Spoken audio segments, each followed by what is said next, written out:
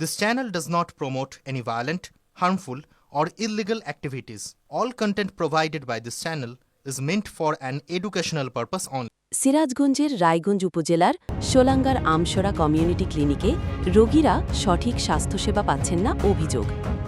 CHCP Abdul হামিদের বিরুদ্ধে সময়মতো অফিসে না আসা, দায়িত্বে গাফিলতি এবং দুর্ব্যবহারের অভিযোগ উঠেছে। ক্লিনিকে প্রায় 7 তালা ঝোলে আর রোগীরা হতাশ হয়ে ফিরে যান। স্থানীয়রা বলছেন আব্দুল হামিদ 13 বছর ধরে এই অনিয়ম চালিয়ে আসছেন, যদিও তিনি অসুস্থতার কারণে অনুপস্থিত থাকেন বলে দাবি করেছেন।